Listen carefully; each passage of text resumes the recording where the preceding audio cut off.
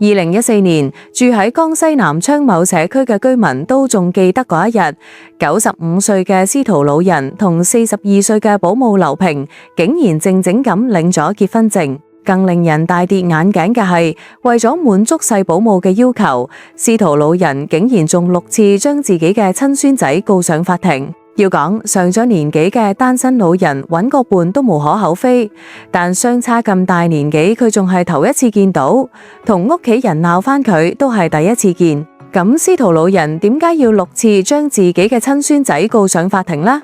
劉平同司徒老人又係點樣走埋一齊嘅呢？咁佢之間真係因為愛情先至睇埋一齊嘅嗎？95歲嘅老頭閃婚42歲保姆，呢件事仲要從2013年講起。嗰時司徒老人嘅老婆先至過世，雖然身邊有孫仔照顧，但一個人都未免唔孤單。而且司徒老人嘅孫仔每日仲要返工，對老人總有照顧唔到嘅地方，於是便請咗一位保姆，而呢位保姆正係劉平。初見劉平嘅時候，司徒老人並未抱有任何過多嘅期待，只覺得呢個女人手腳麻利，能夠幫佢處理日常嘅瑣事。但係隨住時間嘅推移，司徒老人漸漸發現，劉平唔單止照顧得周到，而且性格溫和體貼，時常與佢談天說地，緩解佢哋孤獨嘅心情。每日劉平除咗照料司徒老人嘅飲食起居，仲常常陪伴喺度過寂寞嘅時光。兩人冇話不談，雖然年紀相差好大，但唔覺得有啲冇隔咗。慢慢咁，司徒老人對劉平產生嘅好感，而且喺生活中亦都越嚟越依賴劉平。慢慢咁，兩人越走越近，直到有一日，司徒老人向劉平提出嘅結婚嘅想法，雖然有個突兀，但劉平並唔覺得意外，並且毫無猶豫便答應嘅司徒老人嘅要求。第二日便同司徒老人去咗民政局領嘅結婚證。司徒老人心裏邊提多開心，但令司徒老人嘅想到嘅係，呢張結婚證亦都成為佢哋同屋企人關係支離破碎嘅導火索。將孫仔6次告上法庭。司徒老人同劉平結婚嘅消息喺小區傳開之後，司徒老人嘅孫仔亦都好快得知咗呢件事情，氣沖沖咁就去揾爺爺理論去睇。喺苦口婆心咁同爺爺講，保姆同佢結婚只係圖佢嘅錢同房子，就係欺騙佢嘅感情，俾佢思考清楚之後去離婚。變相司徒老人不但唔聽，仲專同孫仔對着幹，理直氣壯咁同孫仔講，要佢將佢奶奶留低嘅房子還俾佢。呢下子，司徒老人嘅孫仔可嚇壞咗，佢想到自己嘅爺爺仲係個戀愛腦，你先至結婚就要將房子過戶俾個細保姆。喺想當初，自己奶奶走嘅時候，就係怕爺爺會亂咁，先將房子一半嘅繼承權俾佢哋。變相呢奶奶先至走唔夠1年，爺爺就做出呢一種事，佢係斷然唔能夠接受噶。我絕對唔會將房子讓俾你哋兩個最好盡快離婚。留低呢句話後，司徒爺爺嘅孫仔便氣沖沖咁走咗。本以為爺爺經此一遭會諗清楚，唔再戀佢，邊想爺爺確實係諗清楚佢，不過卻係將佢告上嘅法庭。司徒老人認為自己呢細仔為家庭付出咗太多，到老波想揾個伴，孫仔竟然講出嚟唔孝順嘅話，都表示係自己自願要贈俾劉平房產嘅，並唔係受過禁惑先至衝動行事。佢呢係思慮再三後嘅決定。不過法律唔會聽信老人嘅一面之詞，因為有司徒老人妻子嘅遺囑作證。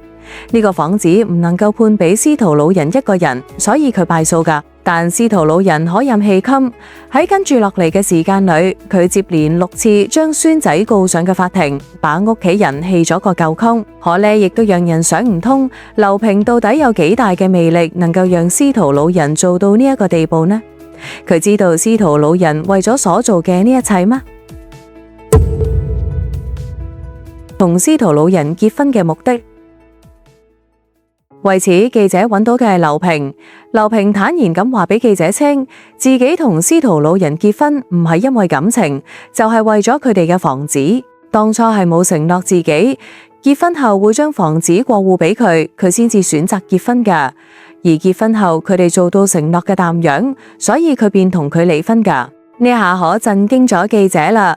原來劉平已經同司徒老人離婚咁，怪不得司徒老人為咗嗰套房如此頻繁咁同自己嘅孫仔打官司。呢邊記者仲喺反應過嚟，就聽劉平講自己亦都係個命苦嘅女人，早年間食咗唔少禁苦。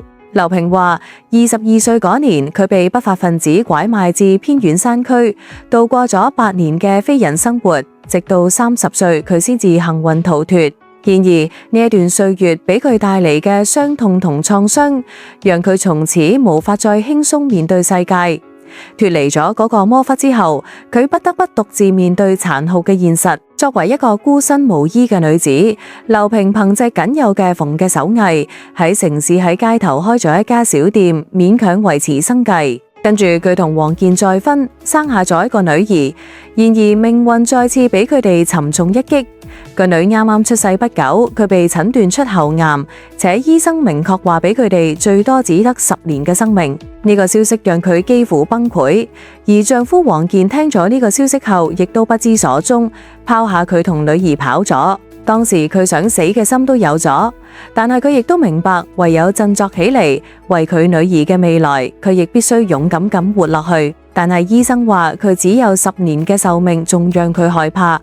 於是佢決定喺有限嘅生命裏，考慮點樣為女兒鋪設一條更好嘅未來。正當此時，司徒老人走進咗佢哋嘅世界。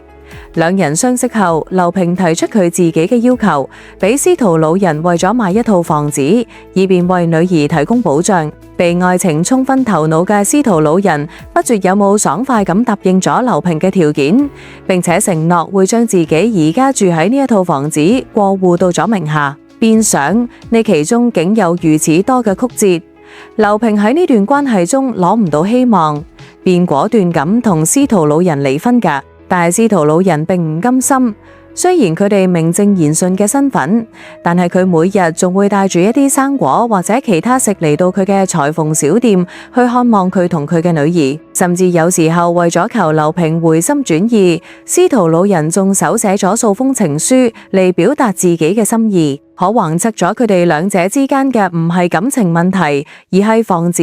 司徒老人能夠搞定嗎？劉平又能夠回心轉意嗎？事情嘅最終結果，好快，老人狀告自己孫仔喺第6次訴訟有咗結果，法院決定司徒爺爺嘅房屋1分為2，一半歸佢，一半歸孫仔司徒興。呢個決定讓司徒老人非常失望。為咗挽回劉平許心，佢決定唔再尋求法律嘅幫助，而係直接將房子賣掉，然後俾劉平重新買一套房子。呢讓司徒老人嘅家人覺得佢越發不可理喻，但係又冇人能夠阻撓。唯一讓佢哋感到慶幸嘅係，呢一套房子存在爭議，並唔會好似司徒老人所想嘅咁樣好賣。與此同時，司徒老人嘅屋企人亦都紛紛嚟勸阻，俾佢分析呢其中嘅利弊權衡。喺一眾親戚走後，司徒老人喺家門外坐咗好耐，咁坦言自己呢啲年過得非常孤單。前幾年老伴佢嘅時候，佢嘅關係早已疏遠，係劉平讓佢揾到佢久違嘅心動嘅感覺。佢話如果自己嘅子孫能夠多嚟睇下佢嘅話，佢亦都唔會做出如此荒唐嘅事情。可就喺老伴走之前，佢將房子俾咗兩人最疼愛嘅孫子後，其他嘅仔女兒孫便唔再嚟睇佢啦。即便最疼愛嘅孫仔時時喺身邊照顧住，亦都抵擋唔到其他。司徒老人話佢一定仲會盡力同孫子爭奪房產，佢已經喺度準備第7次訴訟嘅材料啦。呢一個房子佢勢在必得。呢場圍繞住房產、愛情同親情嘅紛爭，令人唏噓不已。司徒老人渴望溫暖同陪伴，卻喺追求中迷失咗方向。劉平為個女兒謀未來，手段卻唔光彩。而家人嘅冷漠，更係將老人推向極端。親情本該係溫暖港灣，卻成咗傷人利器。希望司徒老人能夠明白，屋換唔嚟真愛，家人亦都能夠多啲關懷。